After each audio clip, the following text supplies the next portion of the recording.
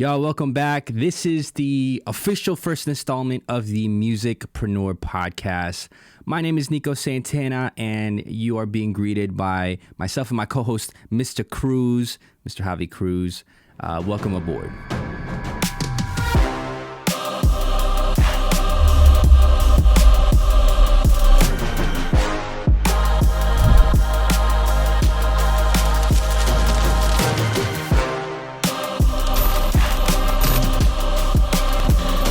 So just to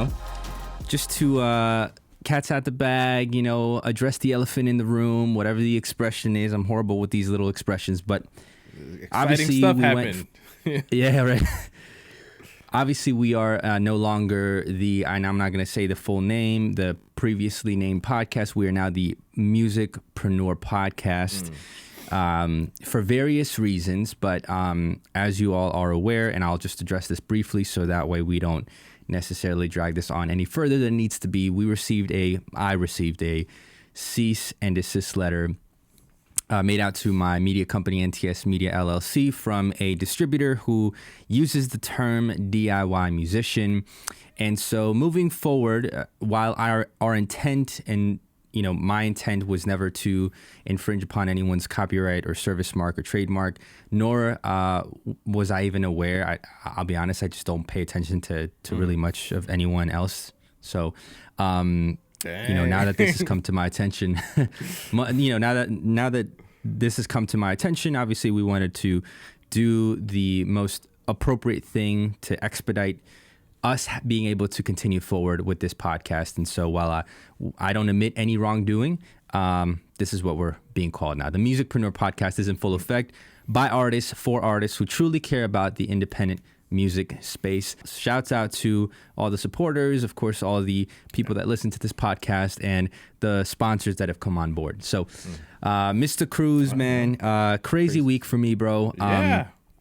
I wanted to talk to you a little bit about kind of just the, not necessarily this situation, but just the importance of, trademark, copyright, all that stuff, and how that can kind of come to be in a independent artist space. Now, this podcast, between us and of course the people listening, bro, it had less than 200 subscribers or Instagram followers. It had less than 100 subscribers on YouTube. And a couple hundred listens. Now, granted, there was some marketing behind it. And of course, I did amass a couple, over 10,000 views on YouTube for the entirety of the 11 episodes that have been published. But Humble brag. Yeah, but at the same time, there's money that is obviously, like, I wanted to make this high production, high visibility for artists, by artists, so that people can get as much of this information for free as possible and hear other people who are much like them, maybe a step or two ahead, so that they can learn. This is what I needed when I was 18, 19, Latino kid with little to no resources. So yeah, so I wanted to talk a little bit about that, man. But first, let me give you the mic here and just kind of just share your thoughts. What are what's going on with you? We could talk about this right now, or we could talk about life in general. Well, no, it's like it's like a good problem to have. It's just like, you're something about what you were doing or what, the previous podcast was doing, like it reached the ears of, the people who issued the cease and desist. So I think I try to look at it as like, that's kind of a good problem that your name is being talked about in rooms that you don't know of. And it seems to be like a pretty high up thing, even though it's like, the ending result is, even though it means like, hey, we got to change some stuff around. But I don't know. I think I think there's definitely a good aspect to this whole ordeal. This episode of the Musicpreneur podcast is brought to you by good friends over at distrokid. Get 7% off all distrokid plans using my VIP link, distrokid.com/VIP/Nico Santana. The great part about distrokid is you get to upload unlimited amounts of music There are a plethora of features, and one of the features that I wanted to touch on today is the cover song license. Now, if you didn't already know, you can use distrokid to release your cover songs. Let me show you how. When you go to the upload form, go ahead and fill out all the information relevant to your track and the song. Now, when you go to songwriter, make sure you select another artist wrote it. It's a cover song. This will prompt the form to show you exactly what a cover song is. It's not a remix. You're not sampling. And again, distrokid will secure a license on your behalf via third-party vendor Harry Fox Agency. This type of license is a compulsory mechanical license, and without getting into the specifics, this allows you to be able to distribute your cover song. Now, you do have to pay a fee of $12 a year for the cover song license, but again, it's not that much, all things considered. And if you start getting traction with your cover songs, which is a great way to get attention, that certainly will definitely not be a problem. So go ahead and use distrokid.com to upload your music. Even if it's cover songs, make sure you select that feature or that option when uploading your cover songs. And again, much love to distrokid.com for sponsoring this episode. Let's get back into it. Yeah, and I want to clear the air here because as an artist, as somebody who's made, digital products, whether it be music, videos, even kind of just my name, I've had situations where I changed my previous rap name, Diverse. Because for multitude of reasons, when I wanted to rebrand, but I had people that were being listed as rather, I had songs that were being listed under my artist name and catalog before I used my current distributor. Couldn't figure out how to get these people off, but that were using my same name, and I had a little bit of a following, and these people didn't have as much at the time, and so I hear it. Like, I hear you, like I understand, and I get it when somebody starts using a similar name or the same exact name. Obviously, that's a no-go zone. So I don't mind being approached as a man, as somebody who's first off an independent content creator, a one-man band, and then of course Mr. Cruz kind of joining me, providing that support here in this particular episode and hopefully moving forward. I don't mind if I was approached and said, hey, yada yada, we've been using this particular, could you kindly, respectfully, we request that you change things. If they were able to find my address where I live and send me this cease and desist letter, why couldn't you just send me an email? You know what I mean? Like, why can't you just send me an email? Like, this is like the 6'5" dude approaching a 5'6" dude, 6'5" dude approaching a 5'6" dude, and telling him, I'm gonna pulverize you. Like, does your ego really feel that hurt where you have to showcase your strength over like some little guy? Like, is your ego really that fragile where you have to do it in this fashion? There are better ways to do it, and I feel like this is telling of how they treat the independent creator community, and more so, I think, just kind of like the fragility of egos here. So and again, I don't mind the ask. It's just the fashion in which it was asked. If you were asked, if your wife asked you, Mr. Cruz, if your wife asked you, hey, can you hang this picture on a wall? And you brought home a sledgehammer, you know what I mean, to like, to put the nail on the wall. Like, they're gonna look at you crazy, man. Your family's gonna be like, yo, this dude's wilding. Like, that's so unnecessary. You know what I mean? And I think that's kind of what my current sentiment is. But it is what it is. Moving past it, man. I appreciate you addressing it. And yeah, I definitely want this thing to get the recognition of the right people, not so much the gatekeepers, but really the artists, and that's what this is about. So kind of moving forward with this topic, man. Trademark, copyright, service mark, the intellectual property, especially the legal side of that house, is a multi-million, billion, I've even heard the $1 trillion term being thrown there, industry, for multiple reasons. And one artist in particular, Ed Sheeran, recently won a case for his 2017 hit song, Shape of You. We were talking about this a little bit offline, man, and I've been rambling here. So can you bring us up to speed with what's going on with that, man? I mean, I feel like, first of all, like I think so many independent artists like have this like fear of copyright stuff, because like this is kind of like what our interpretation is publicly, or like from the media is that like, oh, copyright's this big issue. Even Ed Sheeran's being taken to court over it. So like, you got to protect yourself. Whereas him winning this, first of all, obviously like his side of it being like the defendant and him actually coming out on top seems to be pretty rare, I would say. But it's important to know the laws. It's important to protect yourself and to protect, the brand and the trademarks that you're building up for yourself, because it's an investment that you're making in yourself as an artist to hopefully be able to cash in or, cash out from in the future. But yeah, his whole ordeal being sued over copyrights infringement. And I seen his video, and he posted this like little 1 minute clip of like him kind of explaining some stuff on his Twitter. And he made a really, really good point. He was like, there's 60 some odd thousand songs uploaded to Spotify every single day. But there's only 12 notes that we can use. Like eventually stuff is going to start sounding similar, and like, people might hit the same two notes at the same two times, same two intervals. He's like, eventually stuff like this is going to happen. It doesn't necessarily mean like people are stealing it. It's just like, man, like we're kind of running out of, melodies and rhythms and stuff. Like music has been around for a long time now. Yeah.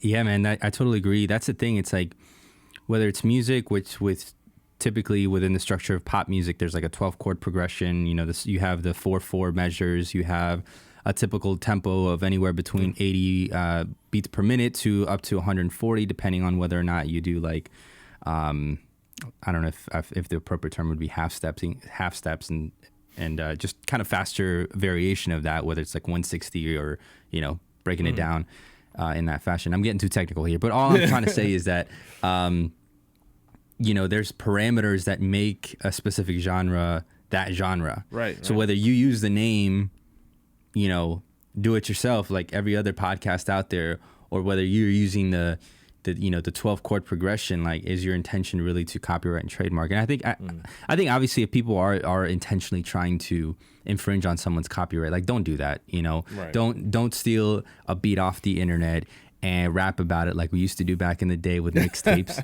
and rap on top of it. We had no choice. We didn't know any better. Now we know, and then start selling it like, that's legit copyright infringement. Now, if you so happen to stumble upon a situation where you're creating a cover song, and let's talk about this a little bit. Cover songs, there are different types of licenses, right? There's a mechanical license where it will allow you to take not the production, right? Not the final master, but the actual, I guess, the license that covers the songwriting aspect. And it will allow you to make your own interpretation of that, so a cover, and distribute it, so long as you give proper credit to the actual songwriter.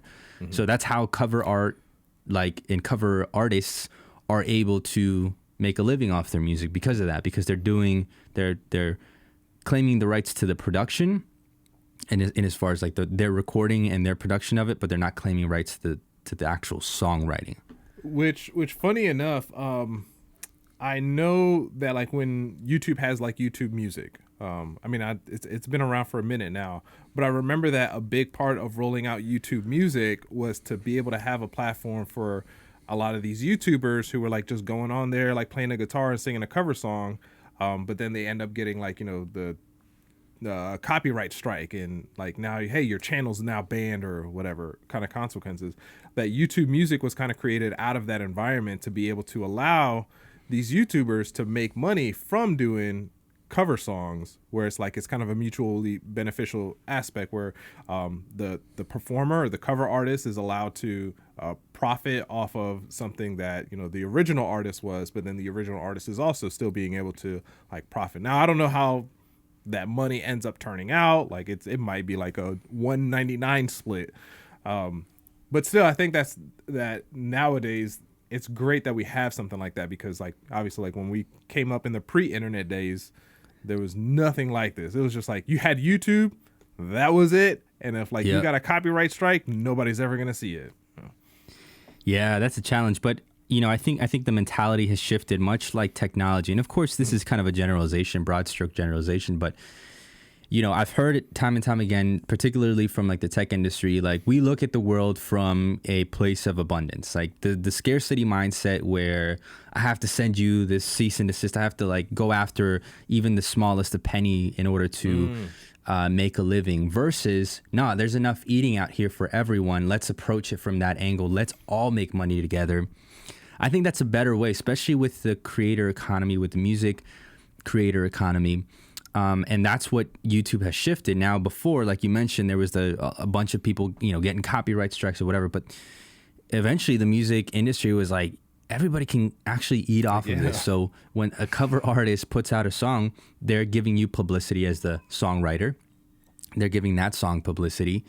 And moreover, now any stream or play on YouTube, view on YouTube, can potentially with AdSense and stuff like that, can generate income where that individual can claim part, and like you mentioned, what depending on what the split is, part of that revenue, and then the songwriting, the publisher or the publishing house now collects revenue as well. And I've actually seen that myself, through our own publishing with one song that's like really been taken off, Limits the Sky, and people have like been posting TikToks and things like that, and so they're using the song. They're not necessarily claiming it as their own, but because of that, we get songwriter credits, and then of course royalties from that. So, yeah, I think there's a lot of eating out here, and if you're a company that's just going after the small guys, number one, like shame on you, but number two, the way that Ed Sheeran addressed this is telling that like, yo. 60,000, I think he said like 60,000 songs uploaded a day. It's just impossible. That's a lot. Yeah, it's just impossible to like not sound similar to anyone else now. Especially if you're like sticking to a genre. Like, I don't know if you've like, as a producer, I have like these plugins that like will show you chords or like what notes you can play in like a certain chord. Now I'm pretty basic. So I'll stick to major and minor, and that's it. Same. But then there's harmonic minor, there's melodic minor, harmonic major, and all this other stuff. But the list that pops up like on these plugins that say like, hey, here are all the chords that you can play that are in the C scale, like that list is super duper long, but there's a whole bunch of them that pop musicians aren't really going to use. They're probably not going to use like a diminished seventh chord in a love song or whatever. So yeah, it's just we stick to like what is popular or what's going to get like the most mainstream media attention or what's going to catch somebody's ear. And it's typically not those like ugly sounding chords where you're playing like you're using all 10 fingers at one time. Yeah, and even then, like the bass is still like the major, the minor chord. So even if it's diminished seventh, like it's like one note variation where like the crux of that chord still falls within, whether it's like a D minor diminished seventh, it's still like a D minor chord. It's just a variation of that. So to the average listener, it's gonna sound like a D minor chord. So you could be playing like you said, all minor chords, like A minor, D minor, and then maybe like a C. There's so many songs that are like literally like that. And then if you add like the diminished seventh, like, are people really going to notice? No, the songwriter will, the sound engineer will. So to your point, man, like, yeah, it's difficult. And of course there's dissonance. And then we have like the Eastern scale too, right? Like there's, they have notes that we don't have, that we don't use.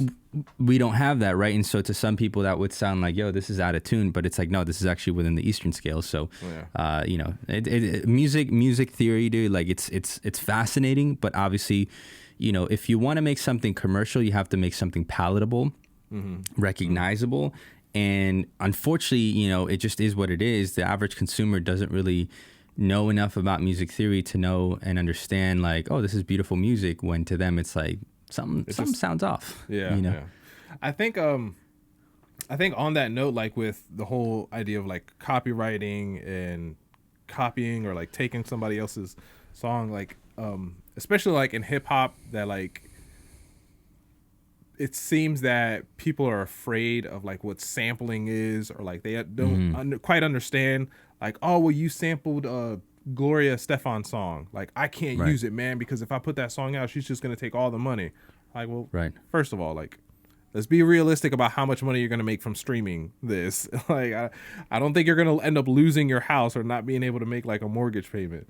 I mean, for some people, right? But it's not necessarily, that's not necessarily the case. So like you look at a song like Old Town Road. Old Town Road is a sample.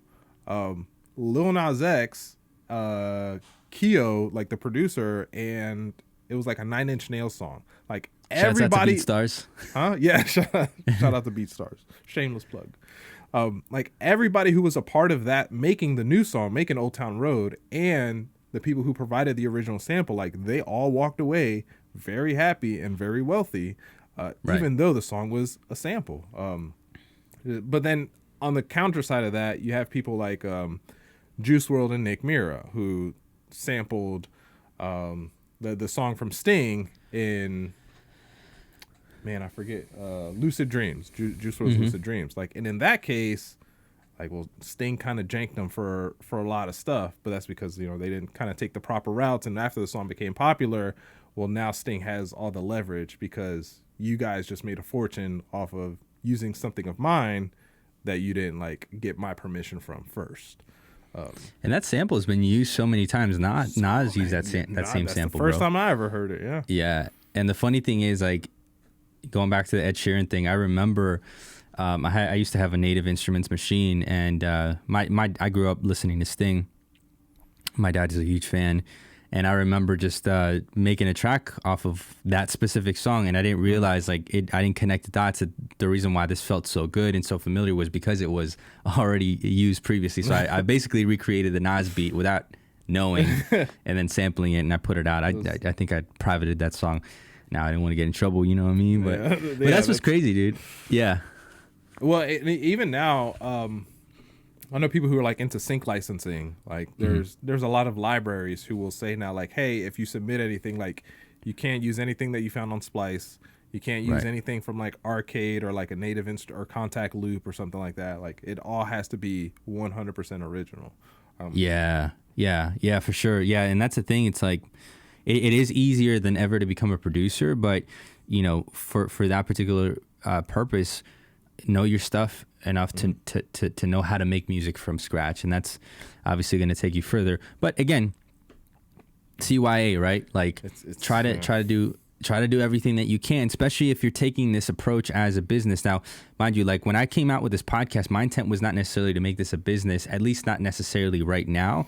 So I didn't take the appropriate measure or approach to look through and say like, all right, you know, who else has a trademark? You know, there's so many DIY podcasts. So in my mind, I'm thinking like, whatever, it's just another DIY podcast. Like, you know, I wasn't paying attention to anyone in particular, but you know, now with my experience, like I'm going to do my due diligence. You know, I'm going to do my due diligence. I'm going to take the appropriate measure.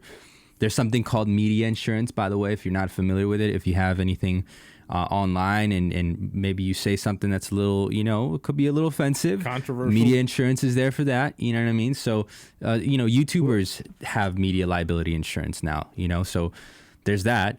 And you're going to say something, my bad. Go ahead. Yeah, well, no, I was going to say, like, elaborate on that because I've never heard of media insurance, but that sounds like a...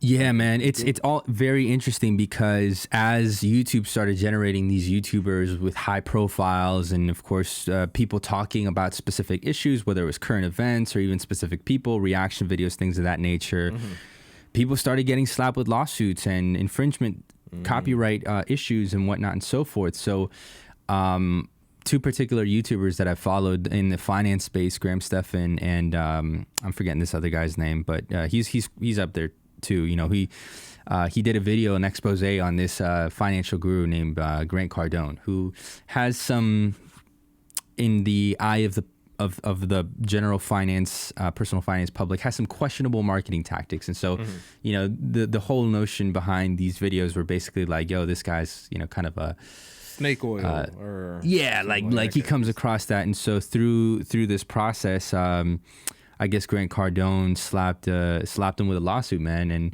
you know his ego was high enough, and his bank, you know, his pockets were deep enough where he went to trial and he defended himself and all that stuff. But he spent a couple grand. So long story short, man, he learned his lesson, and he ended up getting a media liability insurance policy, which can cover you up to, depending on the policy that you get, $500,000, $1 million in case or event you are the target of a lawsuit, being accused of slander, libel, things of that nature, defamation, right?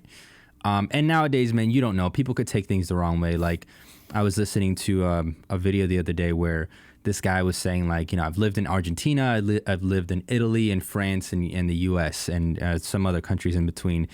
And he's like, in Argentina, I think he said in Argentina and I believe in France, I could be wrong.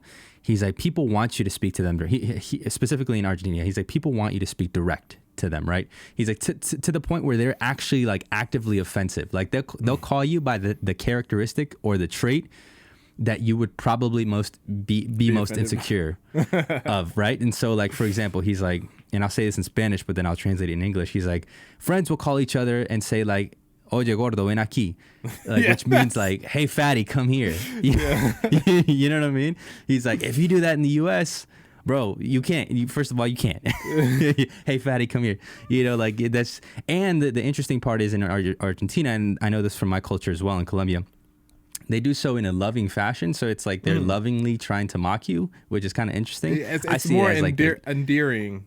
Exactly. It is like, yeah, it's like endearing, malicious. but it's like humbling at the same time. So you can't walk around with an ego there. Here in the U.S., you know what I mean? Like everybody has an ego, and everybody walks around like, oh, you can't say this. It's very PC. So without getting too much into it, man, media insurance, if you can afford it, which my policy is like $35 a month. Not bad, especially if you're making a little bit of cash from selling your beats or you're doing your YouTube thing, and like you're saying, you're speaking your mind. You just never know. Yeah, I mean that's. I don't know if you know the comedian Andrew Schultz. Yep.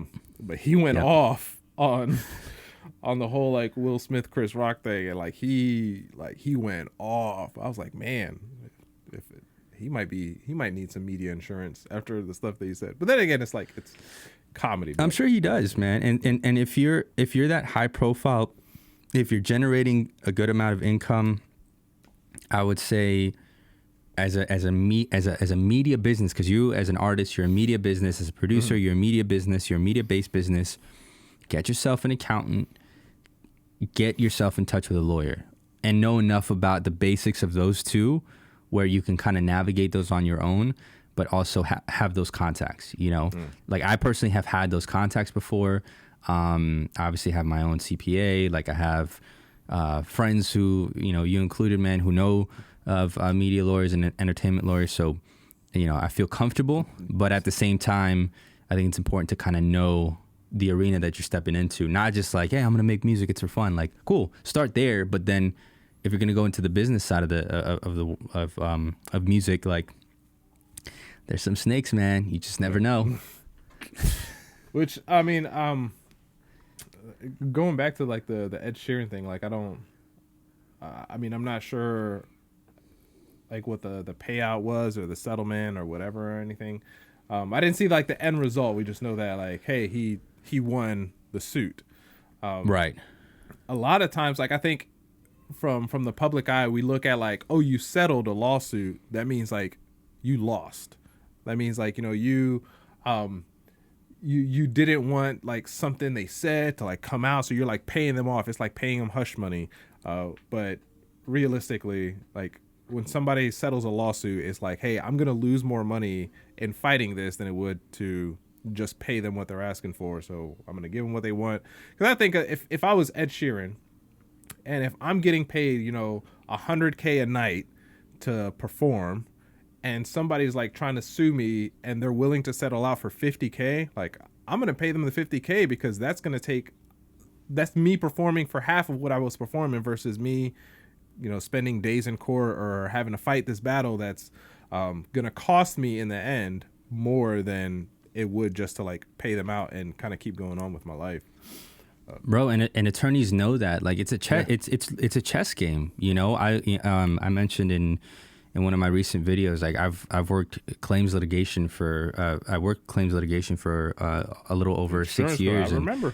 Yeah, insurance claims, and in Florida, where like the litigation rate is super high, where fraudulent insurance claims are super high, where you get attorneys who do some of the slimiest things, man. And so when I paralleled it to my situation, I'm like, yo, they're acting like these guys, number one. But number two, to your point, man, settling or just saying, you know what, I'm just going to change the podcast name, or, you know, it's basically, it's not an admission of guilt. It's not saying I was in the wrong. It's just, this is not worth my time. Therefore, I'm going to do the easiest thing possible. It just sucks that that's the situation that Dua Lipa was in. It sucks that that's the situation that Ed Sheeran is in. Like, because if you're trying to make something as intangible as music, or sometimes even as software, it gets a little tricky, man, and you can no longer feel as innovative or as carefree, where those two spaces are very correlated with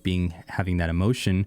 And you have to like walk like, man, like super just fearful, and that sucks, man, especially like if you're starting out. I mean, I don't know, to me that's just such a bummer, and that sucks the soul out of music. Yeah, you know, which I'm glad that I mean, this happened several times in history where like musicians were taken to court, and then like their musical content was it was attempted that their musical content be used as evidence against them. Like right. I know like Tupac and Eminem come to mind. Snoop Dogg, who was like on trial for murder, happened to also have a song called "Murder Was the Case," and but like I'm glad that is not the aspect. And I think if it was I think it was Eminem who was making that correlation, who was like, you know, if Arnold Schwarzenegger got like charged for assault, they're not going to use the Terminator movies as like evidence against him. Like it's a form of art, and art should be free from those kinds of, I guess, like that kind of scrutiny in like a court of law. Heck yeah, man. Heck yeah. Well, I think we've battered and beat the horse here with this particular topic, at least for the time being. I think we definitely know enough to be dangerous here, at least with this podcast. So if you're listening, man, I appreciate you guys sticking to the end. Mr. Cruz, any other thoughts, last words, any other thing that you wanted to touch on before the end of this podcast? Nah, man, just like, you know, just don't be afraid to make music, man. Don't be afraid to sample. Don't be afraid to try something new or to upload. Like, the worst that's going to happen is somebody's going to say, you can't use that, or you can't do that. And in the end, it still doesn't take away from like the experience that you earn or that you gain from, you know, trying something different. You said it better than I could, bro. So thank you, Mr. Cruz, for joining us. The Musicpreneur podcast is in full effect, guys. Thank you to everyone who sent me a message, who sent me a text, who sent email, all that good stuff, encouraging not just myself but this community to push through, to pivot, to make the appropriate move in order to have this to continue to grow. And I've just received so many good comments, even before this, about how helpful these episodes have been to the actual independent artist community. So I'm grateful for that, man. I'm learning a lot along the way, and these conversations are invaluable to me. So much love, guys. And until next time. I hope you enjoyed the official first installment of the Musicpreneur podcast, again brought to you by distrokid.com. If you did, make sure to subscribe to our YouTube channel, The Musicpreneur, and partner with us on Patreon, patreon.com/Nico Santana.